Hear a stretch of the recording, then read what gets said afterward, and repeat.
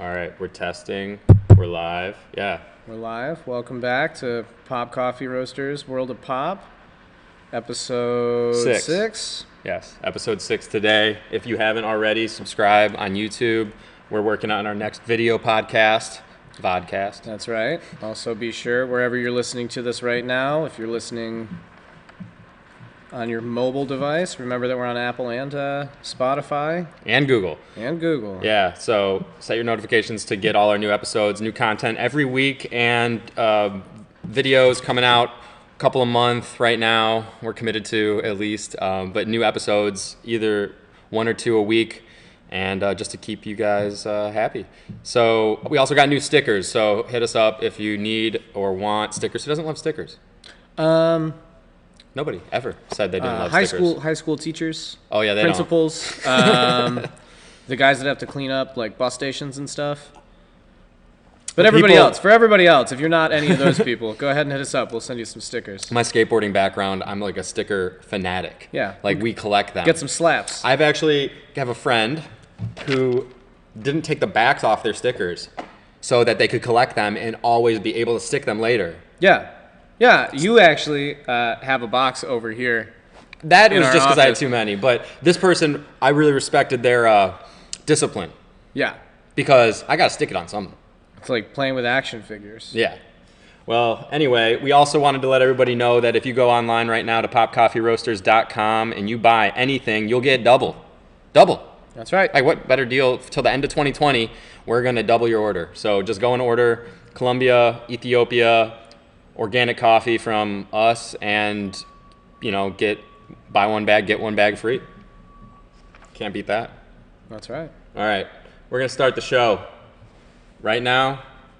We mentioned this in the earlier episode, and it's something that is actually not super. We can't give you a definitive answer on this. This is the history of coffee. That's right. How it started, where it came from, how it got where it is. Well, I'm Joshua, going to be your history professor for the history of coffee.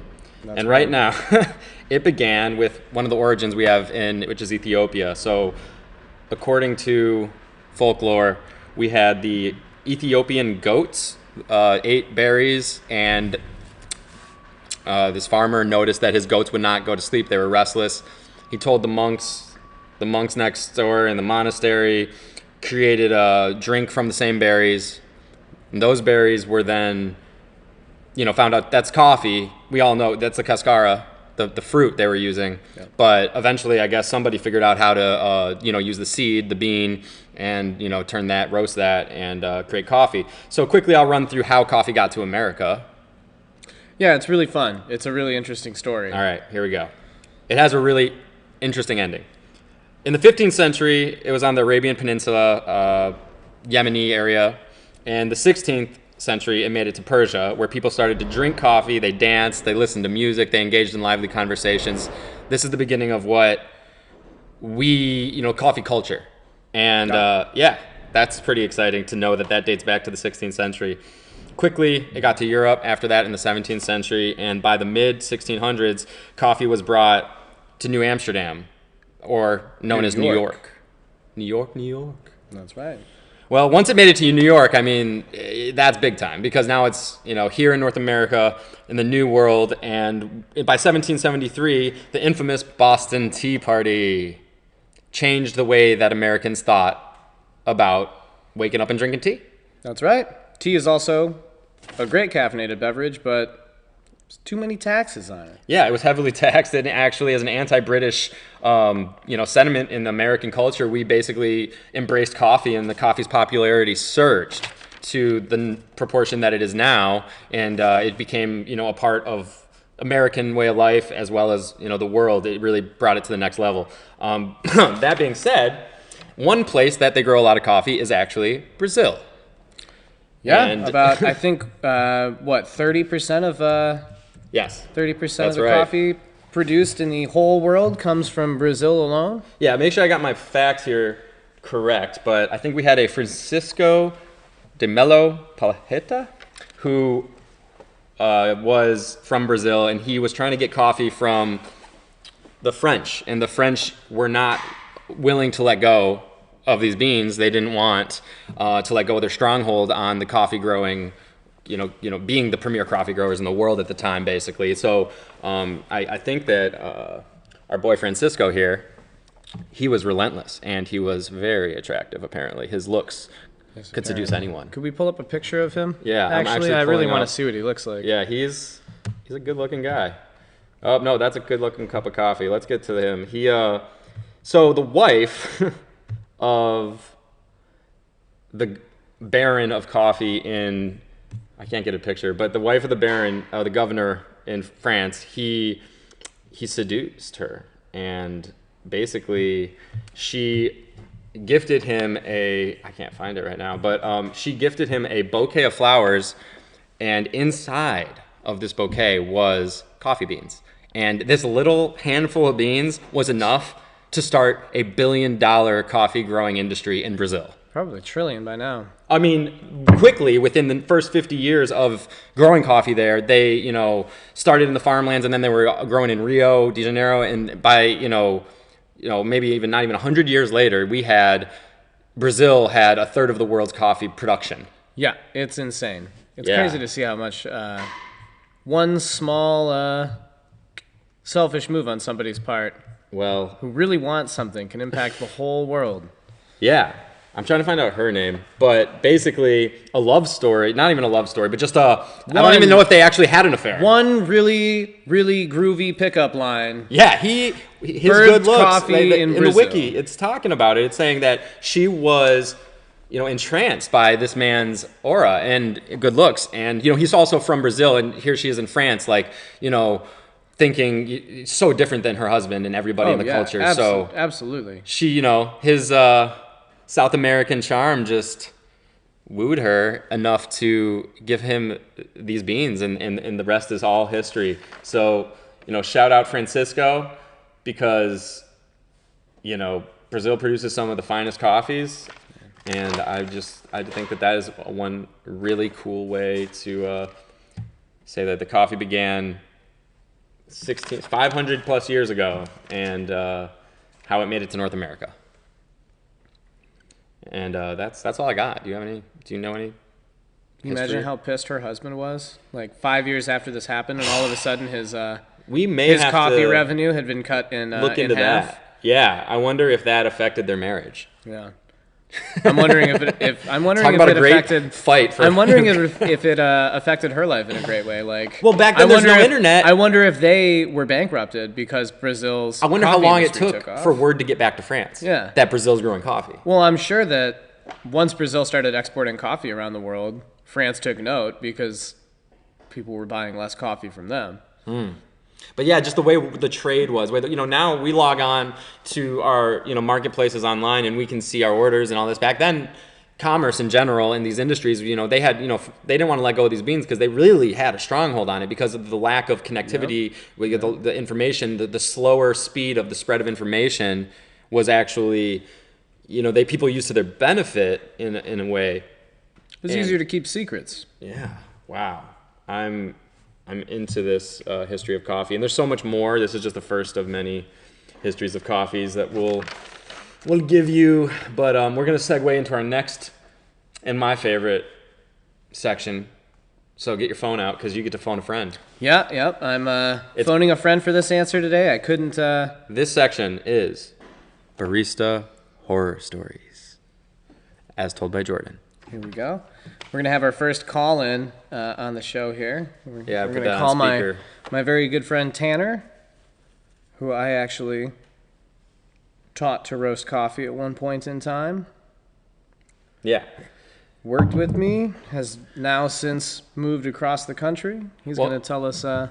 he's also a musician, so we're trying to pick his brain on both aspects. My boy. Hello, sir. There he is. What's going on? Hey, Tanner. Hey. How you guys doing? How's your day going? Oh, I'm killing it. Let me put some headphones on. Hang on. Let me put some headphones on. Where are you? I'm in my bedroom. In Portland? Get my headphones. Tanner's in Seattle. Seattle. I got the wrong Northwest city, but Seattle's dope.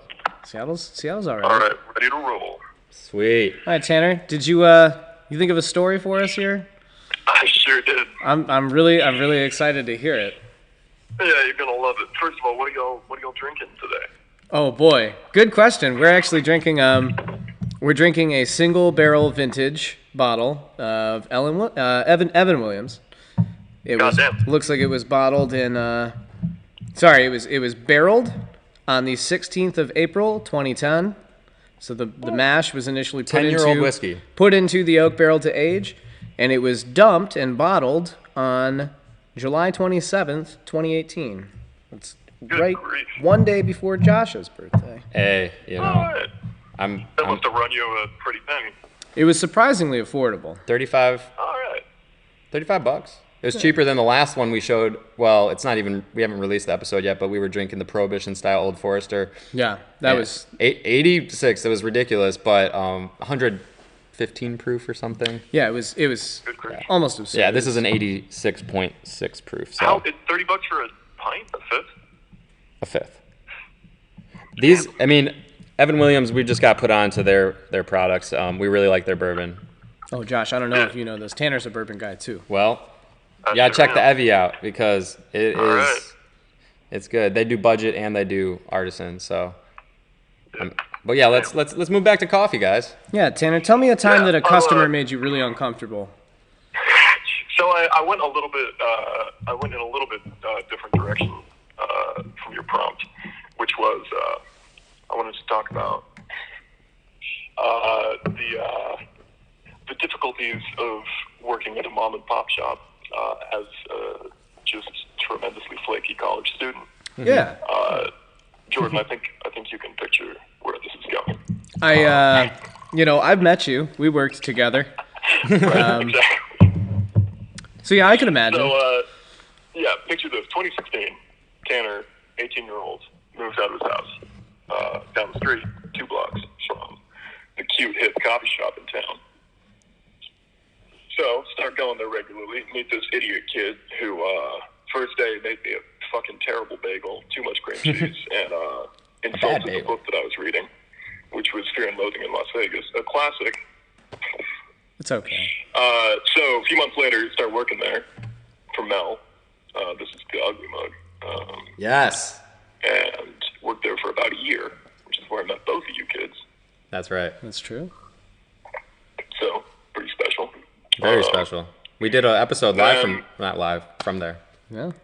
Oh, yeah? No shit. Excellent. Jordan and I have recorded countless things that will never see the light of day. That's true. I've sat in on some of your sessions there. There's hours of music there that nobody can. It has great acoustics. It does. It does. I still, some of my best fucking vocals I recorded in there. Anyway, year later, year into working there, sleep through a shift, an entire shift. Go to work afterwards.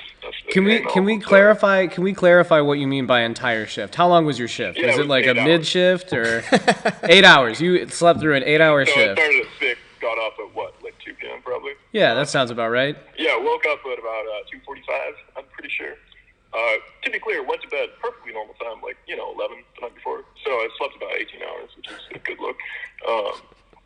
Next day, I'm asleep. I pulled up our conversation, Jordan, just so I'd have a little timeline of this. Oh, we have evidence. 7:26, hour and 26 minutes into my shift. This is the second day now. Jordan says, "Buddy, this isn't good." 7:51, you gotta call Mel, my man. 7:52, I hope you wake up.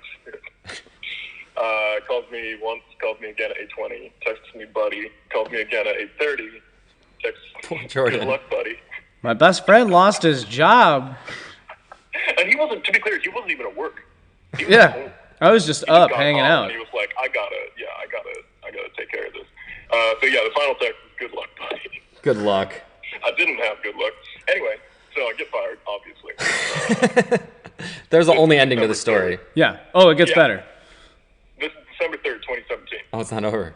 December 14th, 11 days later, Mel and Jim call me up. Because one of our coworkers quit, and they were like, "Hey, Tanner, we really need you, buddy." And I was like, "Okay." I have no other job prospects, so I'm taking this. So you got fired and then rehired like what, 1 week later? Yeah, 11 days. I actually remember this. I walked in and I said, "Whoa, you're back." I remember. I was, yeah. Anyway, so that's December 2017. September 2018. I'm still working there, but they didn't just they kept you on. Yeah. Yeah, they kept me on for like about a year, and then get this, I quit because I was in school at the time, going through a hard time. Just had a lot of shit to do. So a year later, I quit after being rehired, and then lo and behold, 5 weeks later, they call me up. They're like, "Tanner, we really need you, buddy." So I go back and work for about 6 months, and then next spring, I sleep through an entire fucking shift again. So that's how I got fired twice and quit once with the same goddamn cop shift. You got fired twice for the same reason, years apart, for doing the same thing. Yeah. Wow. Think I would have learned. He's a bad man. I also quit once. You'd think I would have learned my lesson. There was no lesson to be learned there.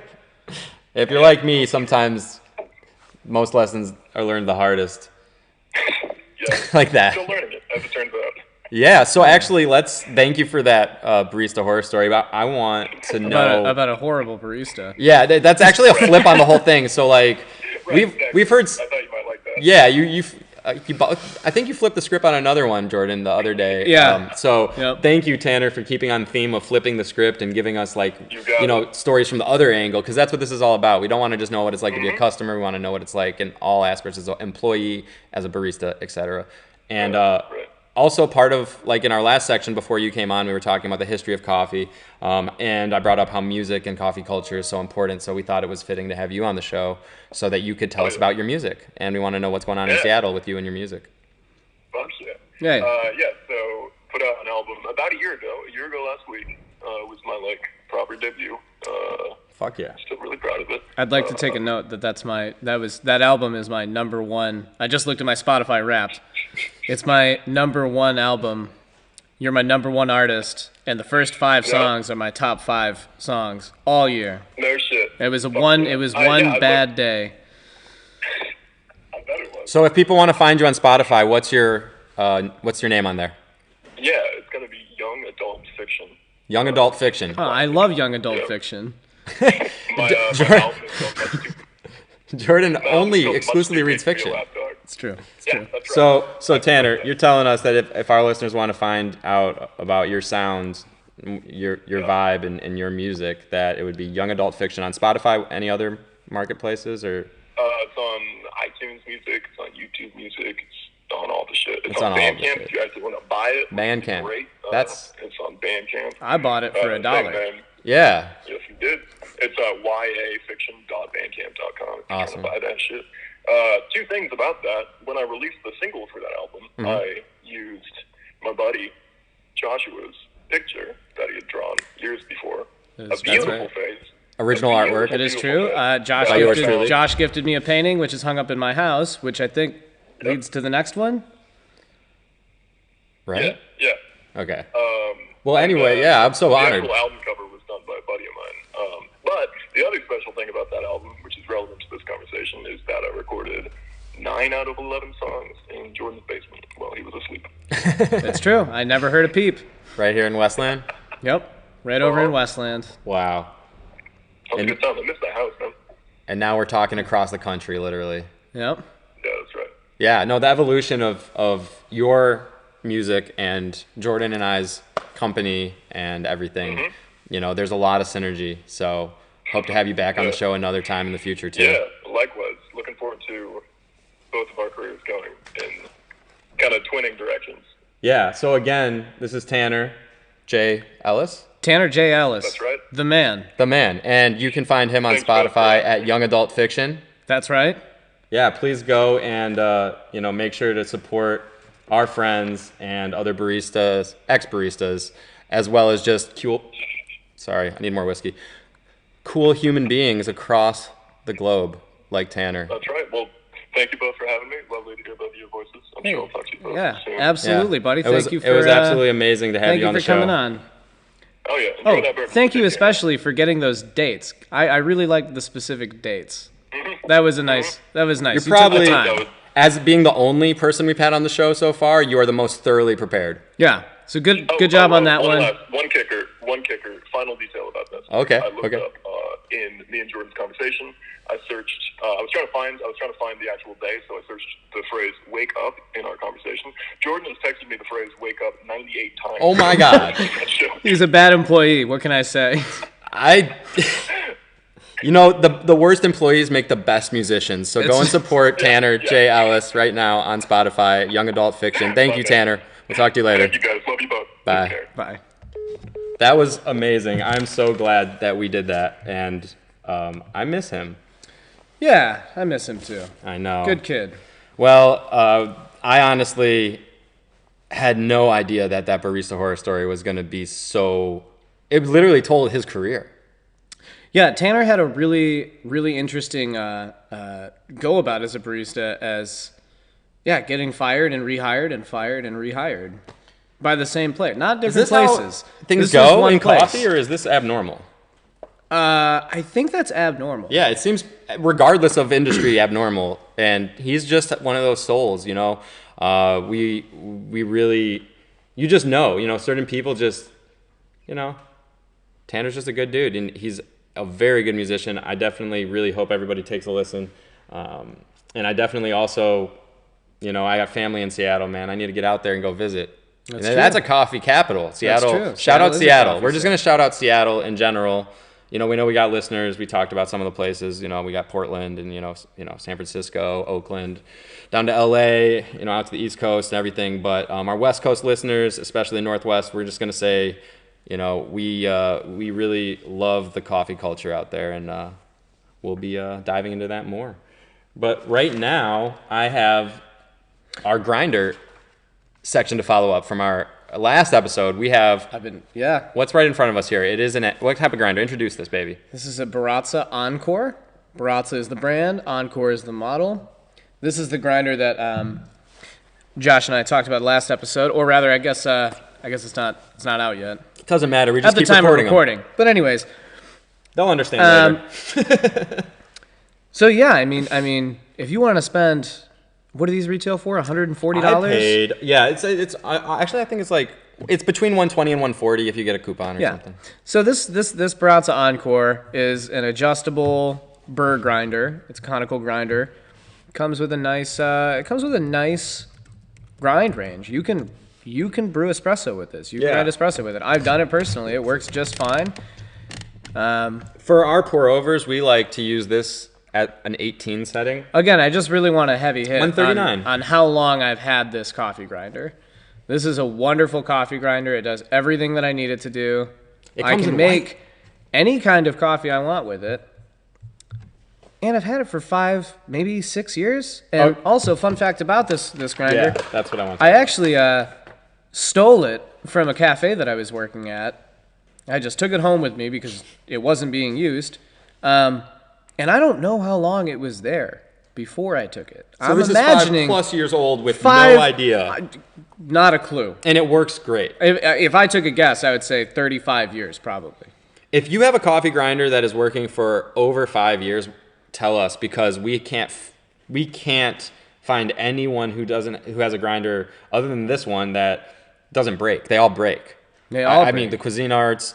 I mean, I did lose the top piece for the hopper there, but I'm not that worried about it. Doesn't matter. I honestly love this grinder. I bought one for myself at my condo, and it's the newer version. There's a few differences between this one that's the older 5-year plus one and the one I bought, and improvements, really. I mean, honestly, you're going to spend, so we were talking about how to do a pour over for $100 or less. Well, the grinder, we're telling you this grinder costs $139 on Crate and Barrel or something. Okay. Yep.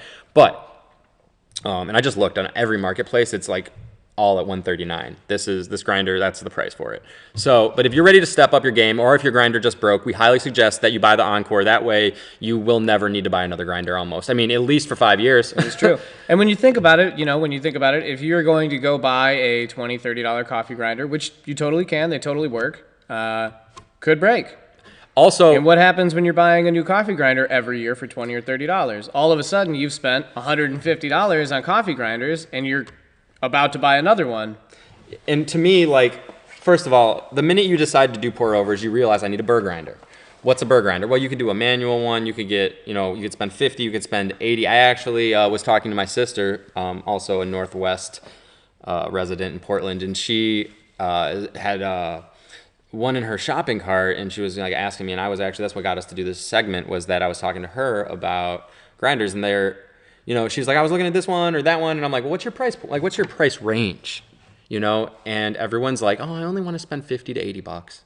Nobody wants to spend over $100 for a grinder. But the minute you spend $139 on this grinder, you'll never need another grinder. That's and if right. you do, you're going to have got your money out, your ROI, your return on investment. You're going to have got that out of it times 10, and you're going to be totally fine spending some change on a new grinder at that time, instead of feeling like you got duped or this thing died before its time.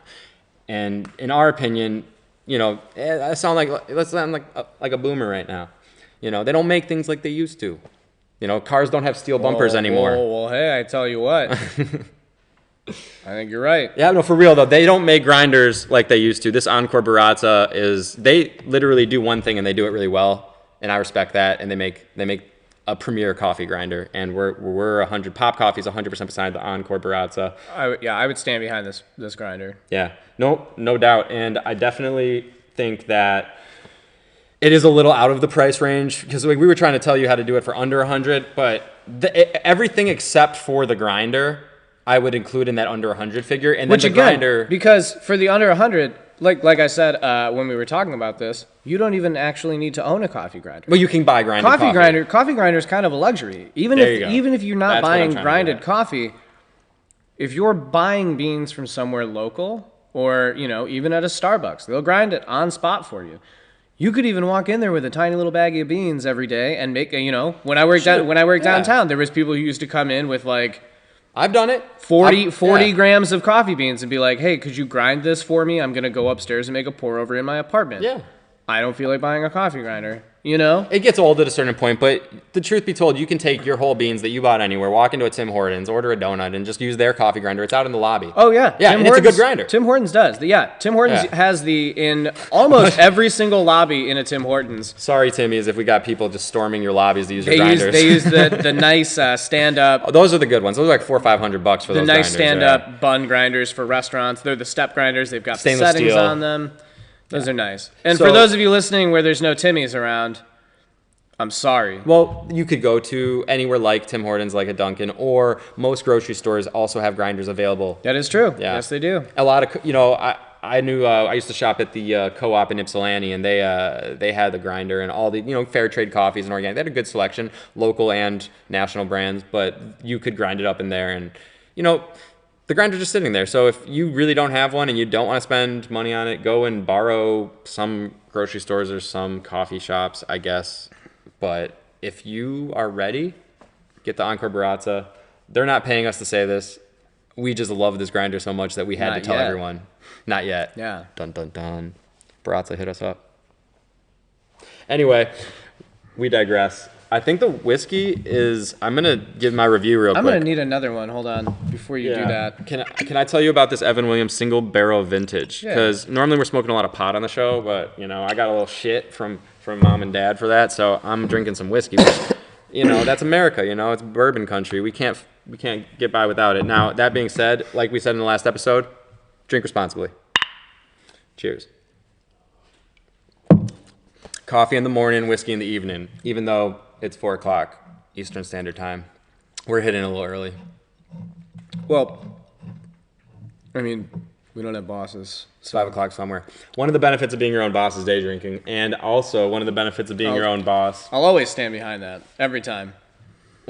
One of the benefits of being your own boss is getting to hang out and talk to some of your best friends about whatever the hell you want to, and have fun while making money.